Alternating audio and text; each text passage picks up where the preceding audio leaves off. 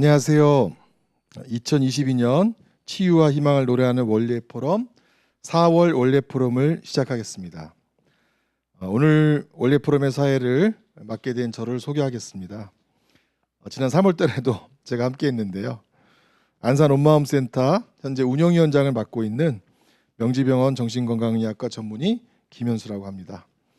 네, 일찍부터 이렇게 들어와 주신 여러 세월호 유가족 포함해서 안산 시민 여러분 모두 반갑습니다. 네, 먼저 세월호 참사 8주기를 앞두고 잠시 묵념하도록 하겠습니다.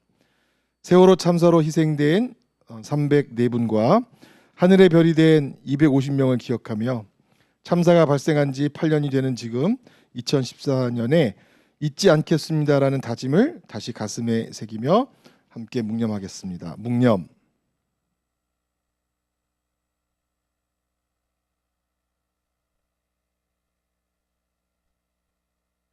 네, 바로 오늘도 함께 해주셔서 감사드립니다. 오미크론의 대감염이 빨리 끝났으면 하는 모든 분들의 바람이 한결같습니다. 오늘 3월 원례 포럼은요, 명지대 기록정보과학전문대학원 교수님이시자 또 기록학자로서 공공기록관리체제와 한국 근대사에 관한 연구를 해오신 우리 선생님이신데요. 참사 직후부터 백목항에서 기록을 수집해 주셨고 안산에 4.16 기억 저장소를 설립하는 데 아주 크게 힘써 주신 분입니다. 밥값 식당에서 매주 한 번씩 요리를 하고 4.16 합창단으로 노래하는 등 오랜 기간 유가족들과 함께 활동해 주셨고요. 세월호 구술 증언록 그날을 말하다 100권의 출간에도 함께 참여해 주셨습니다. 그리고 최근에 고잔동 일기죠. 책도 새로 출간해 주셔서 아주 예쁜 책이더라고요. 저도 선물 받아서 갖고 있는데 그날의 기억들을 또 다시 되새길 수 있는 고잔동 일기의 공동 저자이기도 하십니다. 오늘 김익환 교수님 모시고 지금 되짚어보는 4.16 정신 그리고 우리의 삶이라는 주제로 원례 포럼 시작하도록 하겠습니다. 이 시간 이후부터는 김익환 교수님의 강의로 계속하겠습니다. 김익환 교수님 강의 부탁드리겠습니다. 네, 반갑습니다. 뭐라고 인사를 드려야 될지 모르겠네요. 우리 지금 채팅방 보니까 아이고 낯익은 이름들도 계시고요. 유가족분들 많이 들어오시는 것 같은데 정말 오랜만에 뵙습니다. 오늘 저는요, 그러니까 우리가 참사 때부터 현재까지 우리가 계속 하고 있는 이야기가 잊지 않겠습니다 였잖아요. 그래서 잊지 않고 우리가 기억하는 구체적인 방법이랄까? 우리가 무엇을 기억해서 그 기억함이라는 것이 나에게 실제로 어떤 의미가 되는 것이 좋을까? 뭐 이런 것에 대해서 평상시에 제 생각을 그냥 쭉 한번 좀 말씀을 드려보면 어떨까 싶습니다. 뒤에 상세한 말씀을 드리는데요. 그래도 미리 결론이랄까? 오늘 제가 다룰 얘기를 제일 핵심이 되는 것이 무엇인가 그 얘기를 먼저 좀 드려보면요. 우리가 기억한다고 한다는 건 이제 뭔가를 머리로 생각하는 거잖아요. 이게 손으로 만져보고 눈으로 이렇게 보고 이제 이런 것이 아니죠. 그래서 우리가 자꾸 헷갈려요. 머리로 생각하는 것이 현재 지금 여기의 현상이 아니라는 착각을 갖는다는 거죠. 그러니까 뭐 예를 들어서 우리가 4월 16일 그날의 현장을 기억하고 생각한다 하는 것은 좀 있으면 벌써 8년이네요. 그 이전에 아주 먼 과거에 존재하는 것이 아니라 지금 바로 우리 머릿속에 우리의 생각이라는 형태로 존재하는 것이다. 그래서 세월호 참사를 잊지 않고 우리가 기억한다고 약속을 한 것은 우리 머릿속에 항상 현재로 갖고 있을 것이다. 뭐 이런 약속을 한 것 아닙니까? 하는 질문을 여러분들께 그리고 저 자신에게도 좀 물어보고 싶어요. 이제 그러면 남는 것이 우리 머릿속에 4.16 참사에 대한 생각이잖아요. 그 생각이 구체적으로 좀 정리하자면 어떻게 존재하는 것이지? 하는 걸 조금 되짚어 보고 싶고요. 우리가 이제 뭔가를 생각하는 것은 그냥 생각으로 끝나는 것이 아니라 생각한 대로 행위해야죠. 머릿속에 생각한 것과 우리가 행동하고 일상을 살아가는 것은 긴밀한 연결관계를 항상 갖지 않습니까? 그런데 재밌게도 당연히 유가족들은 안 그러시지만 굉장히 많은 분들이 저를 포함해서 4.19과 관련해서 생각은 하는데 생각 따로 몸 따로 이런 경우가 너무 많죠. 그래서 오늘 마지막에는 그러한 우리의 생각 방식과 우리의 일상의 삶과의 관계, 뭐 그것을 어떻게 잘 서로 이렇게 겉돌지 않고 하나가 돼서 움직이게 할까? 뭐 그런 것에 대한 뭐 저의 고민이기도 하고 여러분들에 대한 제안이기도 한 이야기를 오늘 쭉 풀어보려고 합니다. 이 주요 채팅 내용이 쭉 이렇게 자꾸 지나가니까 제가 되게 신경에 쓰이는데요. 아이고 광배님 정말 오랜만입니다. 나중에 아마 저 진행하시는 쪽에서 여기 참석하신 분들 그 댓글로 올라온 글들도 아마 소개하지 않을까 싶고요. 어쨌든 영상으로나마 이렇게 오랜만에 뵙게 돼서 너무너무 반갑다는 인사 말씀 다시 드리고요. 이야기를 시작해 보려고 합니다. 제 기억 얘기부터 좀 하나 하면요. 그 앞에 근데 그 온마음센터에서 저를 엄청 조사를 하셨네요. 별의별 걸 앞에 다 소개를 해주셔가지고 좀 어찌 보면 세월호 참사와 관련해서 굉장히 많은 것을 한 것처럼 이렇게 소개된 측면이 없지 않습니다만 정말 그렇지는 않고요.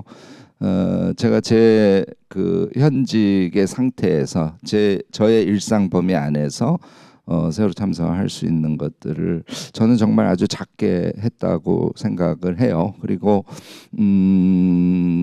재작년 말이죠. 재작년 말부터는 이제 기억조정소 회의가 있을 때라든지 특별히 뭐가 있을 때를 제외하고는 안산에도 잘 오지 못하고 흔히 말하는 저의 일상으로 지금 돌아가 있는 상태고 제가 뭐 저하고 가까운 유가족분들한테는 다 말씀을 드렸습니다만 제가 정말 전문으로 하는 것에 몰두해서 세월호 참사를 제 방식으로 기억하고 실천하는 그런 삶을 이제는 살아가겠습니다. 뭐 이런 말씀을 좀 드린 적이 있는데요. 제가 지금 과거에 제가 했던 활동의 일부를 소개하려고 하니까 좀 마음에 부담이 생겨서 이렇게 제가 그동안 했던 활동이 제 안에는 어떻게 해석되고 있는가를 먼저 간단히 소개를 드렸습니다. 제가 오늘 이 얘기를 할 때 제일 먼저 소개하고 싶은 게 그러니까 이제 제가 기록을 하는 사람이니까 당연히 세월호 참사 발생을 했을 때 진도로 내려갈 수밖에 없었죠. 그래서 5월 초에서 6월 초까지는 그 진도체육관 옆에 기록보존 자원봉사단이라는 부스를 만들고 이제 거기 상주를 했었어요. 그런데 그 뒤에는 이제 뭐 이제 서울로 와서 제 일도 해야 되고 안산에 또 기억조장소도 만들어야 되고 뭐 등등 해서 6월 초에 올라와서 그 다음에는 이제 당연히 이제 그때 그 기록보존 자원봉사 그 부스를 이제 사람들이 두세 명은 상주를 해야 되니까 그래서 전국에 있는 기록학자들이나 대학원생들이 이제 이렇게 순번을 바꿔가면서 지키고 저는 주로 주말에 안산이 아니죠 진도에 내려왔었어요. 그러니까 KTX를 정말 엄청 탔습니다. 거의 매주 주말에 KTX를 타고 진도를 내려가야 되니까 제 기억에 7월 말인지 8월 초인지가 조금 가물가물한데 하여튼 한창 더울 때였어요. 휴가들 막 갈 때 그때 KTX를 타고 진도 그러니까 목포행이죠. 목포로 가는 기차를 타고 가는데 왜 이제 가다 보면 터널이 많이 나오잖아요. 터널 그 웅쾅웅쾅 하는 엄청난 그 소리 그리고 이제 창은 새카맣게 변하죠. 제가 태어나서 처음으로 뭐 쓰는 용어로 치자면 환시환청을 그때 경험을 했어요. 엄청난 소음인데 그 아이들이 창에 이렇게 보이는 거예요. 굉장히 자유롭게 서 있고 그러니까 이렇게 열지어서 서 있는 게 아니라 이렇게 뭐 이렇게 뭐 이런 식으로 아이들이 서 있고 귀로는 깔깔거리는 아이들의 깔깔거리는 소리가 터널을 지나가는데 그냥 순간 잠깐 지나가는 게 아니라 몰라요. 제가 시간 개념은 잘 모르겠는데 하여튼 최소한 3, 4초 꽤 긴 시간 그런 경험을 했어요. 태어나서 당연히 처음 경험이죠. 그때 제가 뭐 전혀 비과학적인 얘기입니다만 제가 생각을 했던 것은 아이들이 저렇게 하늘나라로 가도 우리가 하늘로 아이들이 갔다고 하는 것은 우리가 갖고 있는 공간감으로는 다른 데 가 있는 거잖아요. 우리가 만질 수 없고 우리가 눈으로 볼 수 없고 그 아이의 목소리를 들을 수 없으니까. 그런데 그 환시환청 경험 이후에 제가 그냥 제 느낌으로 아이들이 하늘로 갔어도 그러니까 우리의 현재의 공간감으로 보면 이 공간에 같이 있을 수도 있겠구나 그런 생각이 제가 문득 들었어요. 그런데 차원을 달리하는 곳에 있는 거죠. 그리고 그 차원을 달리하는 곳은 현실 속에서는 이렇게 꽉 막혀 있는 거예요. 그런데 그 환시환청을 제가 들었던 그 순간은 뭐 원인은 알 수 없는 우연히 순간적으로 그 장벽이 잠깐 뚫린 거 아닐까? 뭐 그런 생각을 제가 엄뜻 했어요. 제가 되게 좋아하는 오늘 사람 이름 몇 사람 한 2사람 정도 제가 얘기할 계획인데요. 그래도 이렇게 메모해 두시고 한번 외워보셔도 좋지 않을까 싶습니다. 그 독일의 뭐 철학자죠. 예술평론이나 이런 것도 많이 한 발터 베냐민이라는 사람을 제가 되게 좋아해요. 근데 이제 그 양반 얘기는 뭐냐면 그 미래에 자기가 뭐 이렇게 꿈 뭐 이런 거 갖고 있는 거 있죠. 이거 다 허상이라는 거예요. 그래서 베냐민의 기억론의 핵심은 우리가 과거의 경험해서 머릿속에 남아있는 잔상들 이런 거 있지 않습니까? 이게 말터 베냐민의 현재라는 거예요. 그래서 미래의 허상을 쫓아가는 것이 아니라 과거의 자기의 바람들, 자기가 이루어내지 못한 것들, 아쉬움들 이런 것들을 하나씩 살아내는 것이 그것이 우리의 삶이다. 그리고 그것이 모여서 사실은 우리의 꿈이라는 게 형성이 되는 것이지 어느 날 갑자기 나는 뭐 대통령 되고 싶어. 여러분들 대통령 되지 마세요. 요새 보니까 안 되는 게 정말 좋겠더라고요. 그러니까 그게 허상이라는 거예요. 그리고 대부분의 사회 구조는 그런 허상을 이제 그걸 우리가 주조해낸다 그러는데 그런 허상을 뭐 TV나 기타 등등을 통해서 만들어요. 그리고 우리가 그 허상을 쫓게 만듭니다. 그러면 그 허상을 쫓아가면 우리가 거기에 도달하면 행복이 거기에 있을 것이라고 이렇게 막 우리를 무의식적으로 거기에 끌려가도록 우리를 그런 상태로 만든다는 거죠.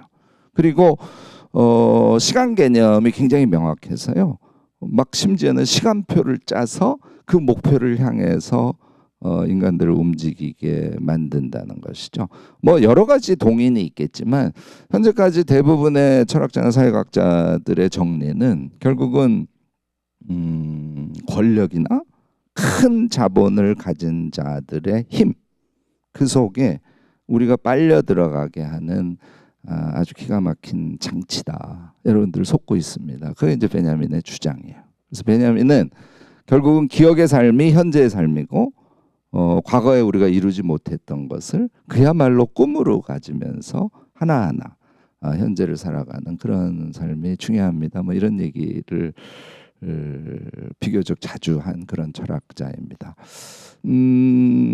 베를린의 유년 시절이라는 그의 대표적인 저작이 있어요. 그래서 자신의 어린 시절을 회고하면서 그것이 현재의 자기에 어떻게 존재하는지 뭐 이런 것들을 밝힌 책들이에요. 제가 왜 이 얘기를 제일 먼저 하냐면 자 이제 우리 세월호 참사나 제가 안산에 왔을 때 특히 초기에는 정말 어찌할 수 없이 분향소로 들어가게 되더라고요. 근데 초기에 사람이 많아가지고 막 쫓겨가지고 아이들을 자세히 볼 수가 없었고요. 시간이 있을 때는 조금 미리 가서 아이들 하나하나의 얼굴을 정말 유심히 봤어요. 그때 뭐 저는 뭐 딴 생각은 없어요. 미안함이죠. 어른으로서의 미안함. 그리고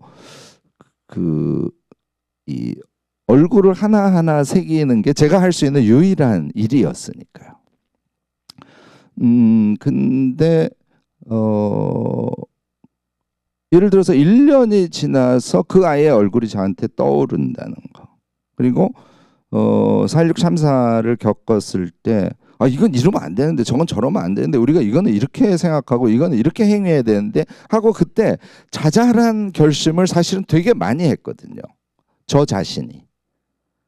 그런데 시간이 지나고 어느 날 생각해 보니까 그거는 자꾸 과거의 생각이라는 그런, 하여튼 누가 저한테 그런 교육을 했는지 이제 그런 생각을 제가 자꾸 하게 된 거예요. 그런데 어느 날 제가 발터 베냐민이 얘기한 것처럼 4.16 참사가 제가 뭐 평상시에 자주 잊어버리기도 하죠. 그러다가 아이들이 떠오르고 그때 내가 이렇게 하기로 했는데 그걸 내가 못했는데 그걸 지금 해야지. 이 생각은 현재라는 겁니다. 이 부분이 정말 저는 중요하다고 생각해요. 제가 이 얘기를 할 때 사람들한테 자주 묻습니다. 여러분들 이순신 어디 있죠? 이렇게. 이순신은 그러면 여러분들 지금 같이 생각해 보자고요. 500년 전에 한산도에 이순신은 있나요? 그러니까 우리가 그렇게 생각하도록 어찌 보면은 강요받고 교육받았는지도 몰라요. 그런데 이순신이라는 이름을 알고 있고 뭐 텔레비에서 본 이순신의 어떤 얼굴 뭐 실상은 아니죠. 그렇지만 그런 이미지와 그 이제 서사라고 하는데 이순신과 관련된 어떤 이야기 또는 이순신을 통해서 우리가 받을 수 있는 어떤 교훈 뭐 기타 등등 이런 게 현재 우리 머릿속에 생각으로 존재하지 않습니까? 이 추상적인 생각으로 존재한다는 것도 현재이자 현재의 존재라는 거죠. 그걸 생각해 보면 2014년 4월 16일 그리고 그 이후에 우리의 경험들은 사실 과거에 존재하는 것이 아니라 현재의 우리의 생각으로 존재한다는 거예요. 이거를 제가 깨닫고 나니까 환시환청을 느꼈을 때처럼 아이들이 내 생각에 있을 뿐만 아니라 사실은 공간적으로도 지금 옆에 있을 수도 있겠네 하는 그런 생각에 제가 이르렀습니다.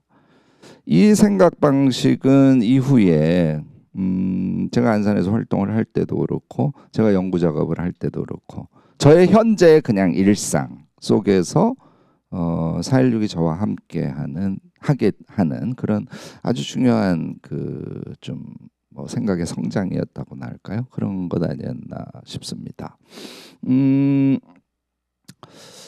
뭐 또 이런 또 의문들을 갖기도 해요. 그러니까 뭐 생각만 해서 어쩌라고. 생각해서 지금 정말 많은 사람들이 지금 관심이 딴 데가 있잖아요. 4.16에 가 있지 않는 현실이 막 전개되지 않습니까? 뭐 그런 측면도 있을 뿐만 아니라 또 4.16에 대해서 생각을 한다고 해서 우리가 사실 열심히 싸우기도 했고요. 4.16 정신을 잊지 않으려고 개인적인 노력도 정말 많이 경주를 했죠. 그런데 현실을 뚜껑을 열어놓고 보니까 심지어는 여러분들 우리 유가족들이 정말 전면에 서서 싸워서 얻어낸 우리 촛불의 결과로 만들어진 정권조차도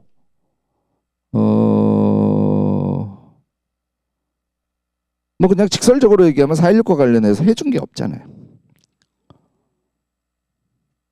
우리가 그렇게 싸워도 2014년에 서명받을 때의 생각을 해보십시오. 그리고 암흑기였죠. 2015년. 더 인내해서 2016년을 맞았고 2016년 말에 겨우 우리가 촛불을 들고 정권을 바꿔냈죠. 얼마나 큰 기대를 우리가 했냐고요. 근데 결국은 뭐 지금 아마 보고서 제2특조위가 쓰고 있다고 제가 언뜻 들었습니다마는 진상규명에 다가가지 못했죠. 뭐 하여튼 이 얘기하면 한도 끝도 없으니까 여기로 줄이겠습니다. 그러니까 생각하고 실천하고 해도 결국은 계란으로 바위치기지 이게 뭐가 이루어질 거야, 이런 이야기를 하시는 분들이 당연히 많아요. 그리고 점점 많아질 것이고 특히 우리 세월호 참사와 관련해서는 자 이제 앞에 얘기 다시 되뇌어 보면요, 맥락 때문에 다시 말씀을 드립니다. 그러니까 우리가 4.16을 경험하고 우리가 머릿속으로 갖고 있는 아이들에 대한 이미지, 그리고 아이들을 떠올릴 때마다 그게 되게 중요해. 4.16이 중요해. 그래서 그 4.16 정신을 우리의 삶에 반영을 해야 돼. 이렇게 생각하고 열심히 개별적인 노력을 해왔어요. 그런데 그 노력을 해봤자 계란으로 바위치기. 여기서 오는 또 상실감, 이게 엄청 클 거예요. 그 얘기를 조금 붙여서 말씀을 드리고 싶습니다. 뭐 여러 가지 얘기하지만 한국 현대사 얘기해 보면 엄청 쉽죠. 1980년 5.18 광주민주항쟁 일어났었죠. 근데 이게 우리 한국 사회 민주화에 엄청난 역할을 했다고 얘기를 하지만 사건 그 자체로 놓고 한번 보자고요. 5.18 때 정말 총칼을 든 그들에게 무참하게 살해당했을 뿐 그 이후에 전두환이 군사 독재 정권을 이어갔죠. 87년에 60항쟁 엄청났죠. 100만 이상이 드디어 모이기 시작한. 그래서 대통령 직선제로 그 당시에 이제 군사 독재 정권을 전복하고 새로운 민주주의 사회를 만들려고 했다. 뭐 이렇게 지금 해석이 되고 있어요. 그런데 60항쟁도 여러분들 생각해 보시면 알겠지만 6월 29일 60항쟁 바로 직후에요. 노태우가 갑자기 텔레비에 나와서 우리가 개헌해가지고 직선제 대통령 투표해가지고 할 테니까 걱정 마세요. 과실은 그들이 따갔잖아요.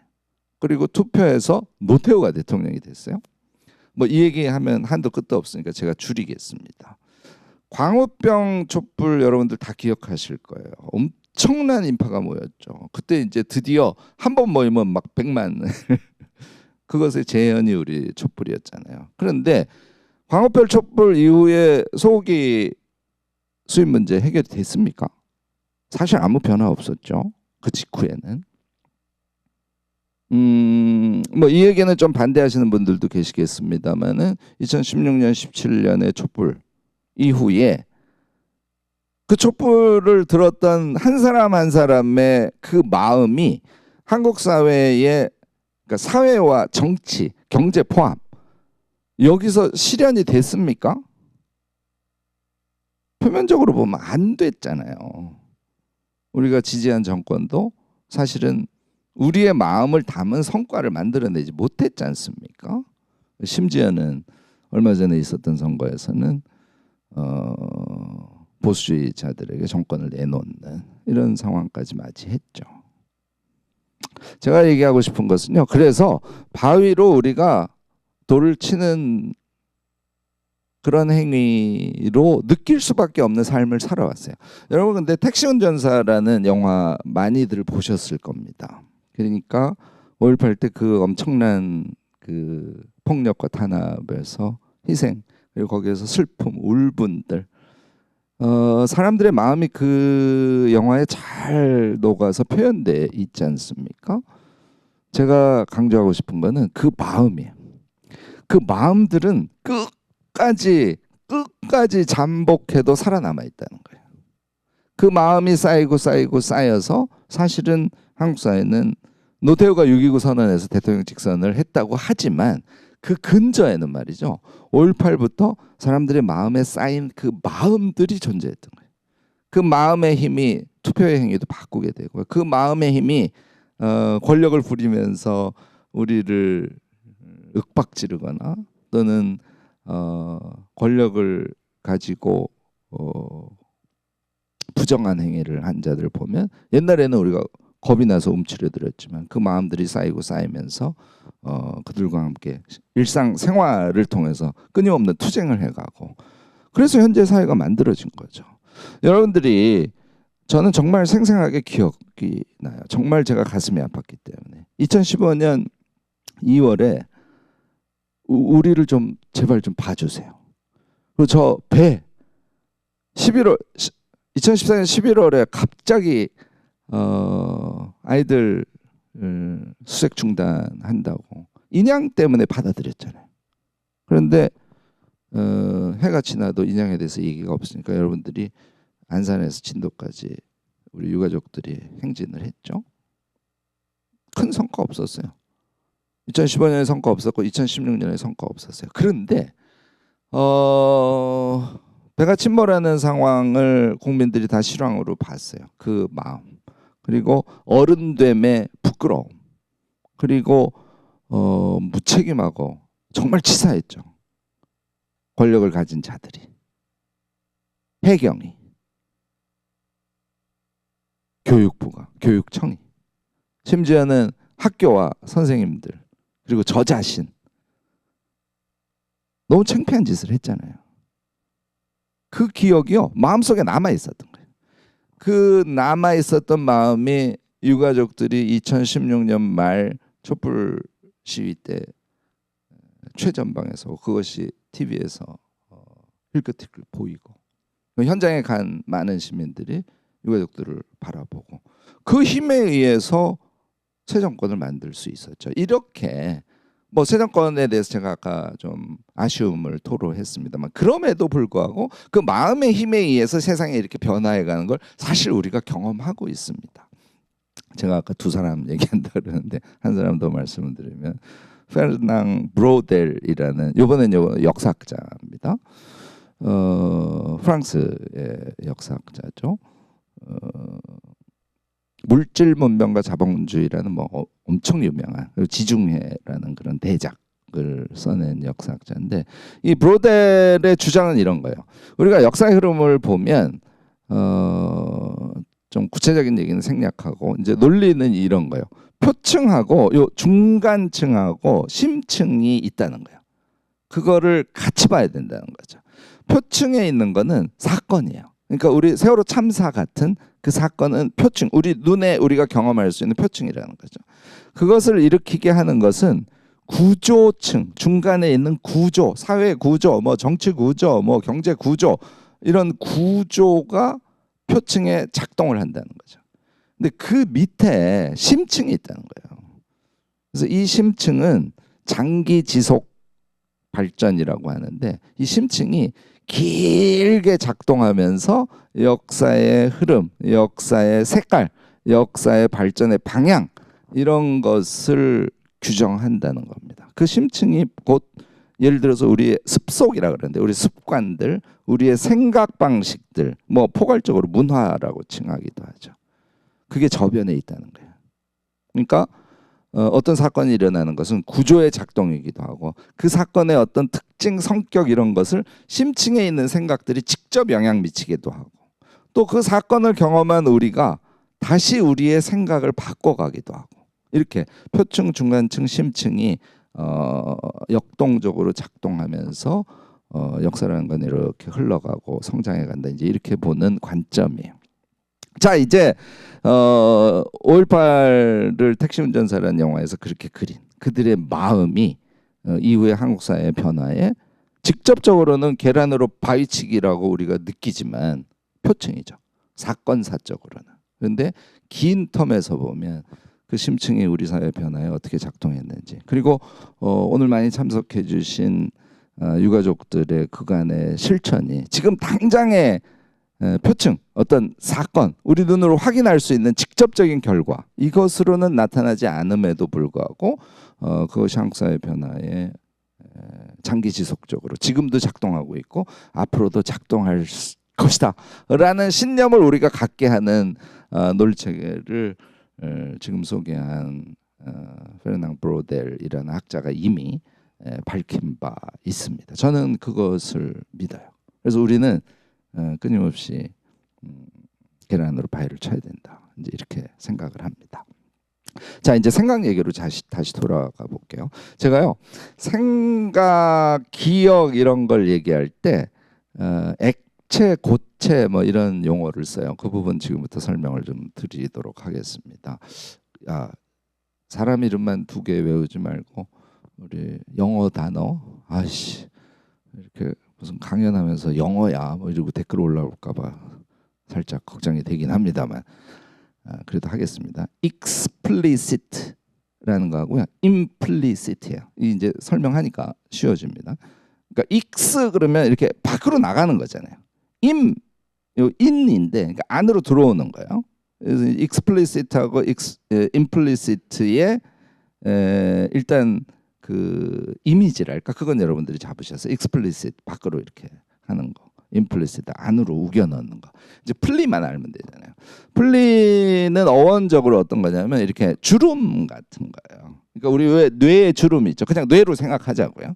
그러면 explicit는 뇌, 우리의 생각으로 갖고 있던 놈을 이렇게 밖으로 확 표출하는 거.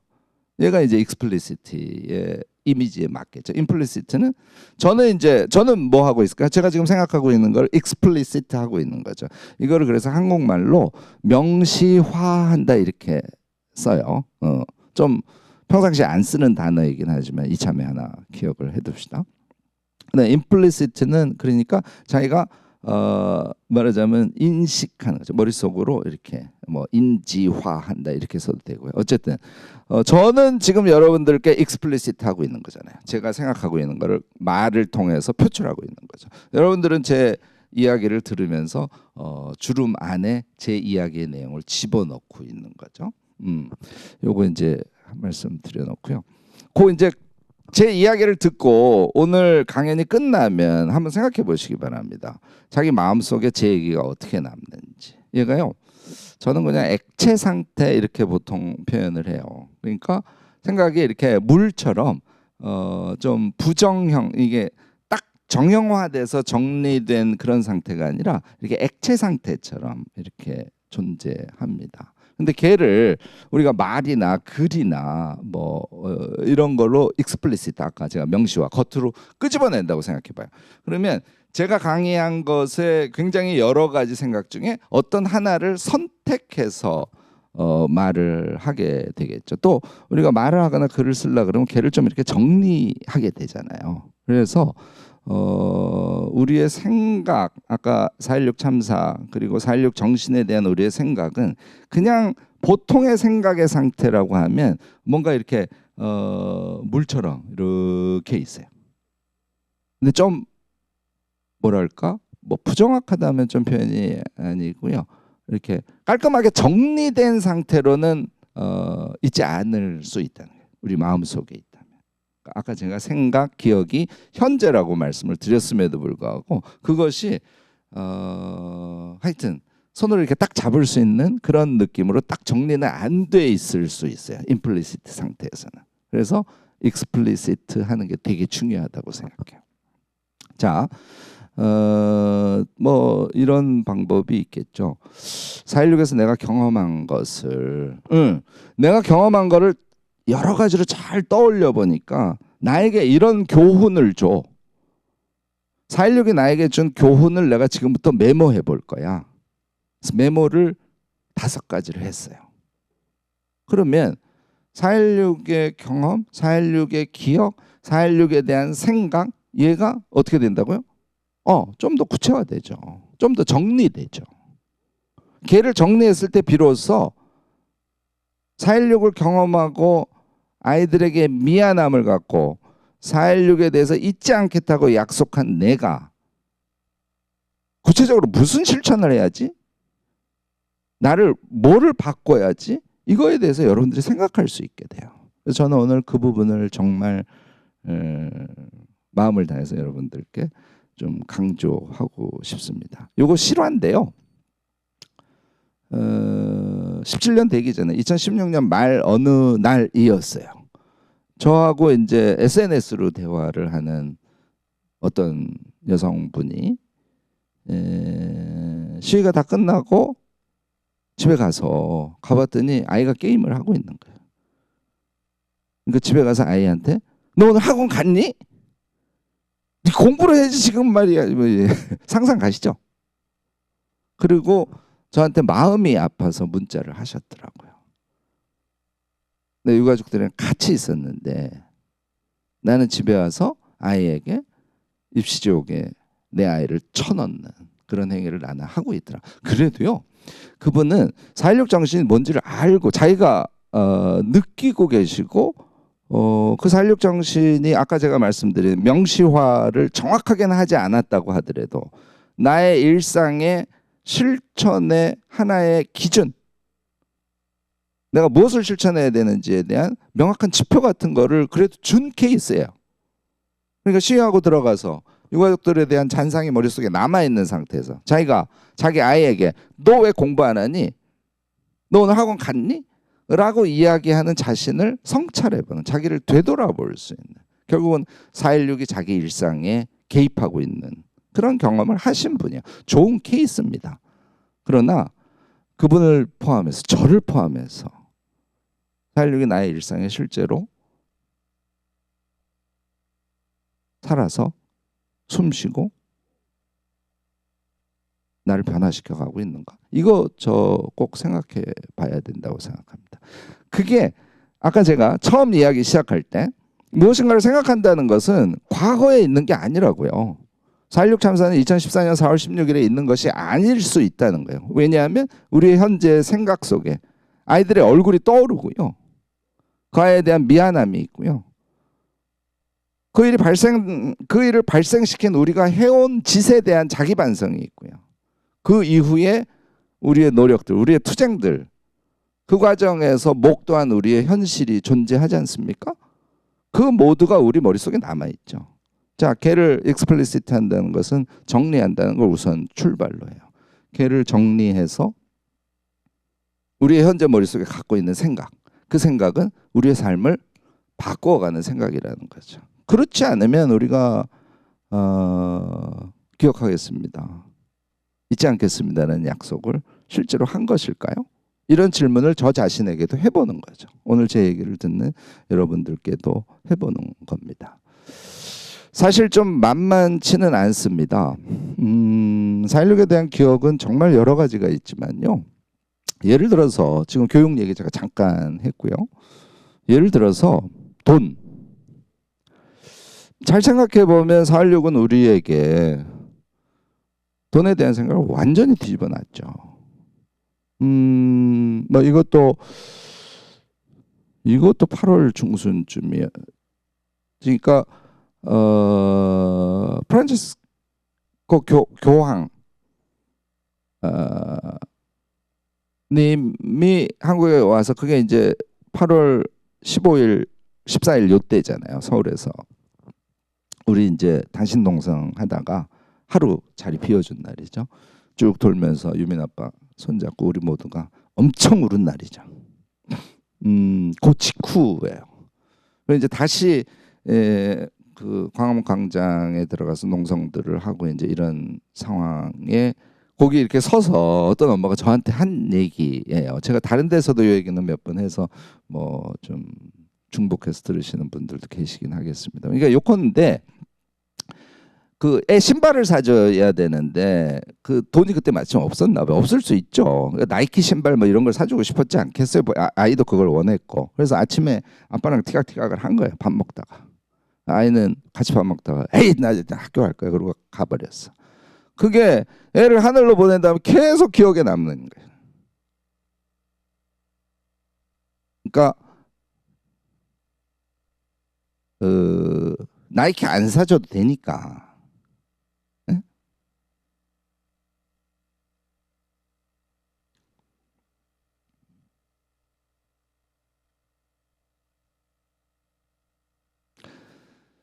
그 아이만 이 밥상머리에 있으면 그러니까 김치 하나 두고 먹는 이 밥이 너무너무 맛있지 않겠냐고. 그게 행복 아니냐고. 그러니까 그런 생각을 갖고 있으면요. 돈은 수단이고 필요죠. 사실 많은 책들이 그 얘기를 해왔어요. 그런데 우리 삶에서 그걸 진정으로 실천하고 있느냐? 그렇지 않을 수 있습니다. 사회과학이나 철학에서 계속 문제시하는 게 결국은 화폐, 돈으로 물신화되는, 소위 어려운 말로 그건 수단인데 그게 목적이 되는 삶을 살아서는 안 된다는 거 우리가 알고 있으면서도 그렇게 살고 있지 않습니까? 그런데 아이의 존재가 우리 삶에서 얼마나 소중한 것인지, 사랑이 얼마나 중요한 것인지, 그것을 우리가 깨달음으로써 돈이 수단에 지나지 않는다. 그리고 절대로 남과 비교해서 안 된다는 거를 너무너무나 명확하게 알았어요. 돈에 대한 해석의 정신이죠. 근데 저도 잘 못해요. 여러분들도 오늘 제 얘기를 듣고 잘하고 있는지를 한번 돌아봤으면 좋겠어요. 제가 이게 4.16 정신의 첫 번째라고 봐요. 우리를 망치는 돈에 대한 우리의 생각이 과연 변했고, 변한 그 생각이 지금 내 머릿속에 이 순간, 이곳에, 이 장소에 실제로서 존재하고 그 생각에 의해서 내가 행위를 하고 있는가. 이거를 반성하고 4.16이 우리에게 얘기해준 돈의 철학으로 살아가는 것, 그것을 실천하는 게 있지 않겠습니다는 약속의 실체 아니냐는 거예요. 우리가요, 경제학 원론 이런 기본 책이에요. 저도 뭐 사실 의심은 안 해봤어요. 제일 핵심으로 나오는 것이요, 기업이란 뭐 하는 것이라고요? 이윤을 추구하는 것이라고 배웠고 지금도 그렇게 가르쳐요. 근데 4.16 유가족 중에 이건 아빠 한 분인데요. 그러니까 뭐 잔업 엄청 하고, 심지어는 평일날 맨날 늦게 다니고 새벽같이 나오니까 익숙치가 않은 거예요. 그러니까 일요일날 집에서 아이랑 같이 놀아야 되는데 쑥스러워. 그럴 수 있어요. 그런 삶을 산 아빠들이 정말 많습니다. 그러니까 일요일날 사실 별로 일도 없는데 그냥 회사 가요. 혼자 등산 가기도 하고. 근데 아이가 하늘로 간 다음에 회사가 그러면 안 되겠다 이런 생각을 한 거예요. 회사는 내가 생활을 할 수 있는 기본 그런 적인 경제적인 기반을 주는 것이고요. 내가 그곳에서 일을 해서 일하는 과정에서 그래도 좀 행복감이 있어야 되잖아요. 나의 노동이 어느 정도 행복하고, 그리고 그 회사에서 일해서 만드는 물건이 사람들에게 유익하게 쓰이고, 이런 것을 하는 게 회사거든요. 학문적인 용어로 정제되진 않았지만 기업의 본질을 정확하게 꿰뚫고 얘기하고 계시죠. 경제학 원론 바꿔야 되지 않을까요, 여러분들?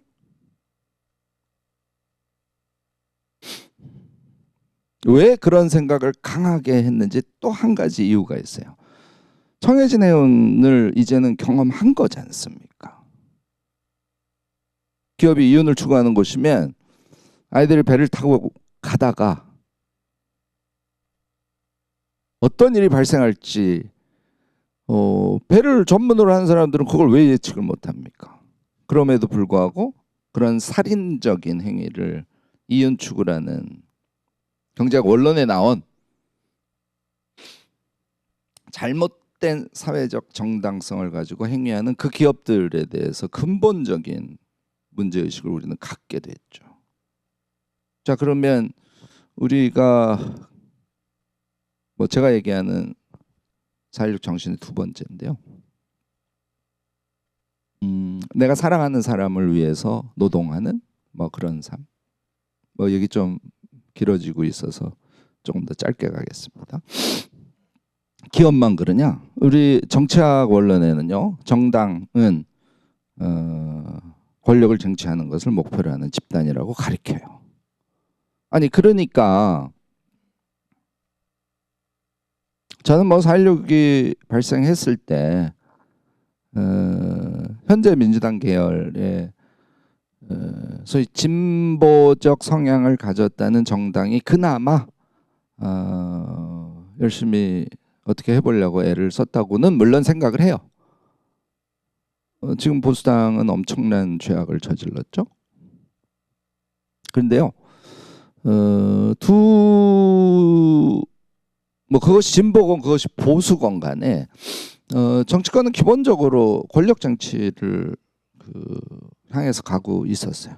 그러니까 진상을 규명하건 또는 세월호 참사 피해자 유가족들을 가장 어려운 상황에 처한 사람들이니까 다른 어떤 사회 상황 다 우선 뒤로 물러놓고라도 사실 이분들과 함께 해야 되고 이분들이 그나마 위안받을 수 있는 상황을 만드는 게 정치인들의 그 당시 가장 큰 책무였거든요. 제가 생각하기에는. 근데 어느 정도 시점이 지나면 이제는 소위 정치공학 속에 빨려 들어갑니다. 왜? 권력을 쟁취하는 것이 정당의 목표이기 때문에. 당연히 잘못된 거죠. 정치는 세상에서 가장 어려운 사람들이 일상의 삶 속에서 덜 고통받을 수 있도록, 그리고 더 많은 사람들이 그들의 고통을 함께 나눌 수 있는 그런 사회를 만들어가는 데 기여하는 거, 그게 정치의 책무 아닐까요? 저는요, 여러분들도 그러시라고 생각하는데 세월호 참사 이후에 정치적 행위를 판단하는 기준이 딱 생겨버렸어요. 이게 세월호 유가족을 위한 선택인가? 이게 진상규명을 하는 데 도움이 되는 선택일까? 그 기준을 가지고 판단하면요, 정치적 판단이 너무너무 옳아요. 우리가 정치를 다시 볼 수 있는 그런 하나의 중거틀 기준, 이런 것을 4.16 정신이 우리에게 마련해 주었다고 저는 생각합니다. 교육을 빼놓을 수 없죠. 경기도에서도 교육 혁신 하신다고 다들 노력하시고 해서 너무너무 기쁩니다. 그런데요, 하늘로 간 아이들이 지금 돌아온다고 이런 가정해서는 안 되지만 생각해 봅시다. 그 아이들에게 여러분들 입시욕에 다시 집어넣을까요? 저한테 그런 질문을 해요. 아니, 그러다 우리 애 대학 못 가면 어쩌냐고. 저도 모르겠어요. 저도 답이 없습니다. 하지만 그 아이들이 우리에게 준 교훈이잖아요. 정말 슬프지만 슬픈 선물이잖아요. 아이를 그렇게 키워서는 안 된다고. 스스로가 결정하고 서열 사회에 자기가 높은 서열에 올라가기 위해서 열심히 공부하고 이런 거 하지 않는 거죠. 그러니까 스스로 결정하고 서열 짓지 않고 유일하게 의미 있는 것은 자신의 꿈을 실현하는 거잖아요. 자기가 하고 싶은 걸 하는 거잖아요. 그걸 자주교육이라고 할 수 있죠. 그것에 맞지 않는 상황에 우리 아이들을 집어넣지 않는 그 생각과 그 생각에 의거한 우리의 행위들, 이게 세월호 참사를 잊지 않겠다는 약속, 꼭 기억하겠다는 약속을 실행하는 하나의 길이겠죠.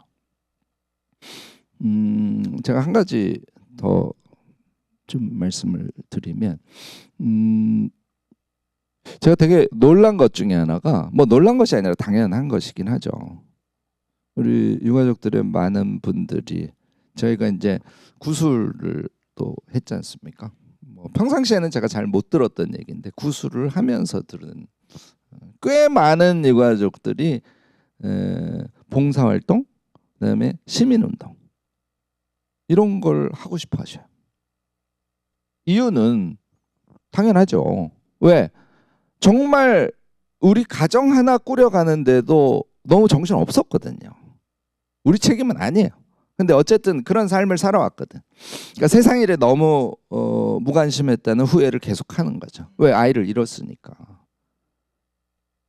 내가 성인이 돼서 세월호 참사 생겼을 때 많은 시민단체들이 힘을 합쳤지 않습니까? 거기에서도 많은 걸 배우셨어요.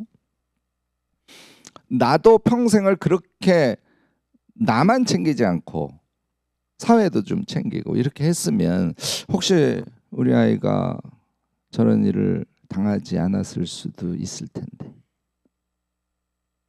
뭐 그런 생각을 하는 거죠. 그 자신에 대한 성찰 후회의 결과물이에요. 그래서 결국은 참여적 삶을 뜻하죠. 그것도 4.16 정신의 핵심 중에 하나라고 저는 생각해요. 자, 이제 그 생각을 하면 그 생각에 합당한 우리의 일상을 꾸려가야 될 거잖아요. 자, 이제 제가 다시 한번 정리합니다. 우리의 머릿속에 있는 생각이라는 것은 그것이 4.16 참사의 경우에는 더더욱이 과거가 아니라는 거예요. 왜냐하면 그것이 기억의 과정을 통해서 현재 우리 머릿속에 있으니까. 그러니까 현재 실제 하는 것이죠. 제가 이렇게 몸을 만지는 거하고 똑같이 머릿속에 그것이 잊혀지지 않고 있다면 그것은 현재 실제 하는 거라는 거예요. 그런데 그 머릿속에 있는 생각이라는 거는 유동적이에요. 좀 정리가 덜 돼 있습니다. 걔를 저는 제 식으로 오늘 조금 정리를 해본 거예요. 4.16 정신이라는 이름으로. 그래서 걔를 정리해서 머릿속에 갖고 있고 그것이 우리의 일상을 살아가는 뭐 일종의 지침 같은 것으로 실제 작동하고 있다면 아까 쓴 영어로 치자면 explicit한 형태로 생각이 일상의 행위로 표출되고 있다면 그것이야말로 세월호 참사를 잊지 않겠다는 약속을 지키는 길 아닐까 저는 그렇게 생각합니다. 오늘 뭐 제가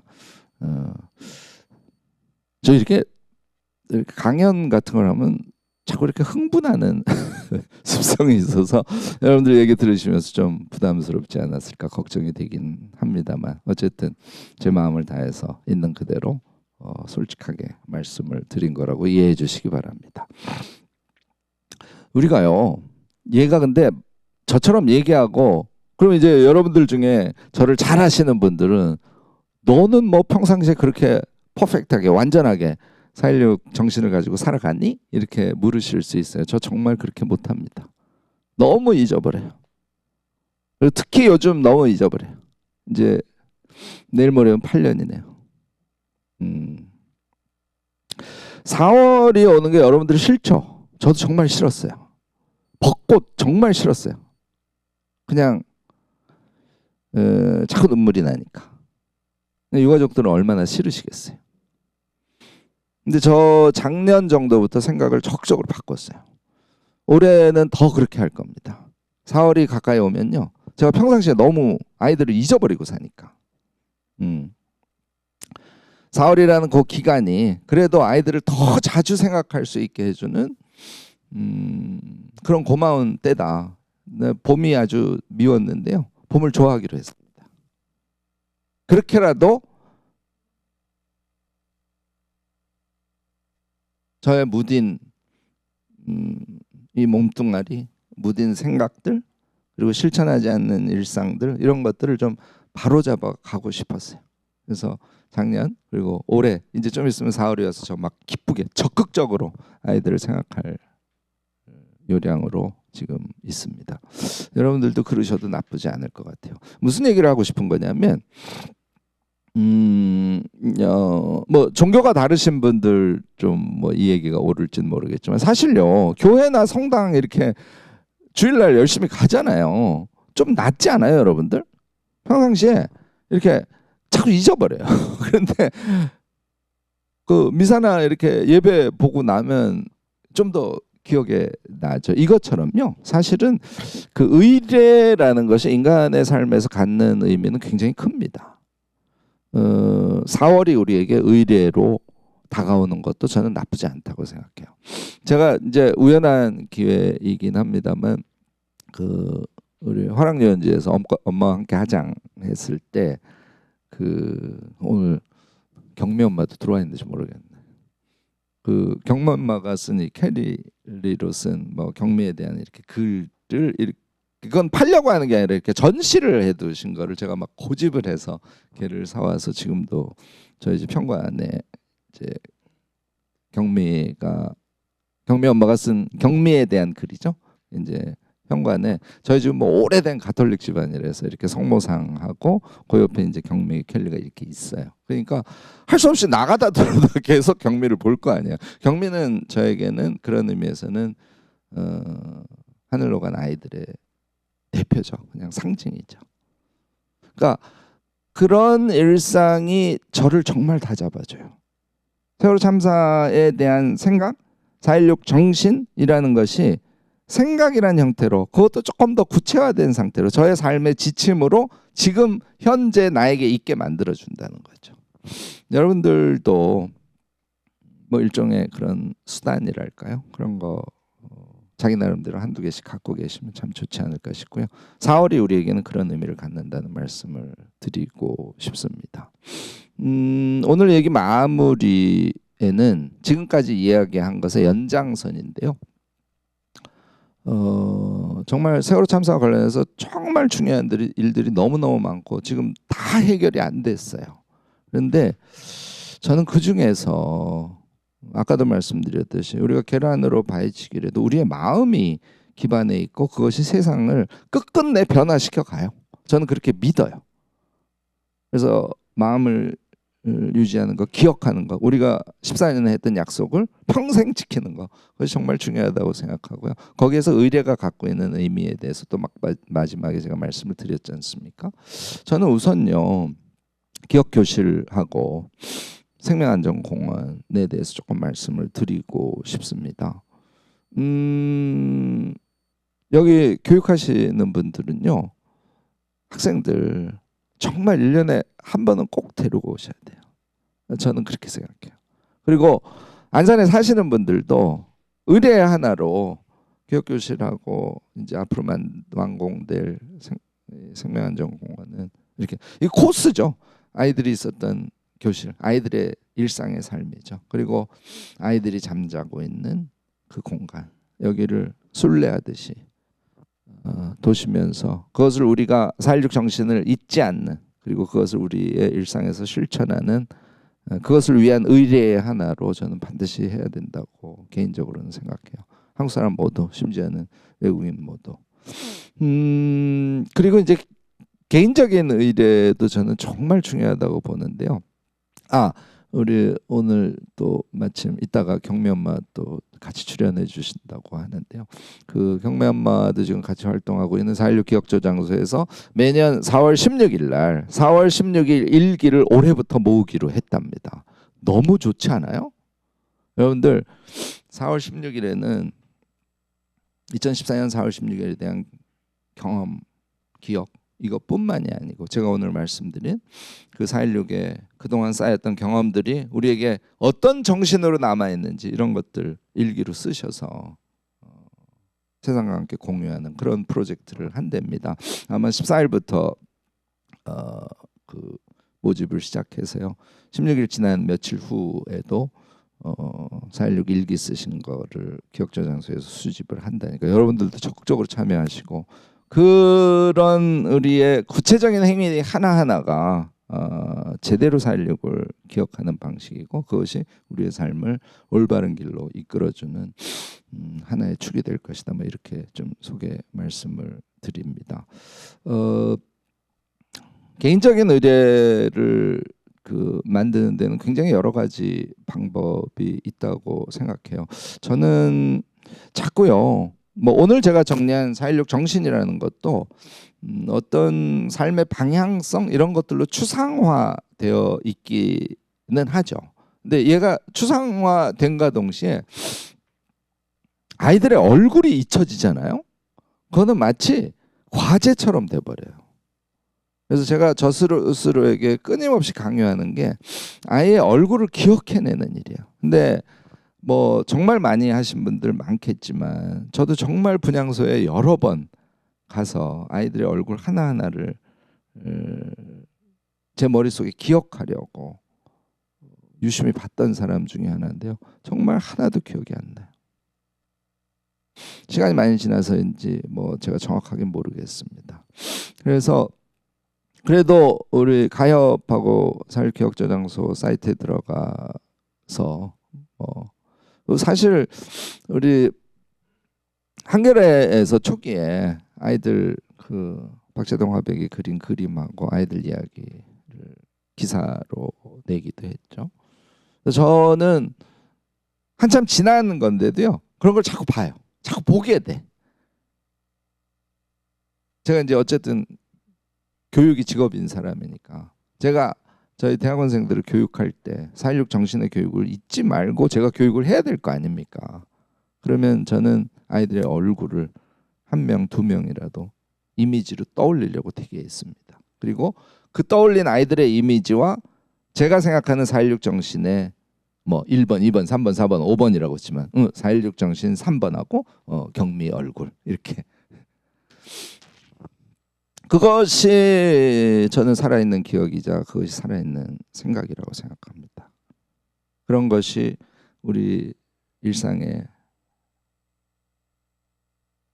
녹아서 우리가 더 이상은 좀 덜 후회하는 그런 삶을 살아갈 수 있으면 좋지 않을까 생각합니다. 저한테 주어진 시간이 8시 10분까지인데요. 제가 무려 5분이나 일찍 끝내네요. 8시 5분인데 제 강연은 여기서 마치고요. 다시 한번 우리 채팅방 통해서 오랜만에 만난 유가족 여러분들 너무너무 반가웠고요. 뭐 여러 기회를 통해서 앞으로도 가끔 뵐 수 있도록 노력을 하겠습니다. 여기서 제 이야기는 마치도록 하겠습니다. 감사합니다.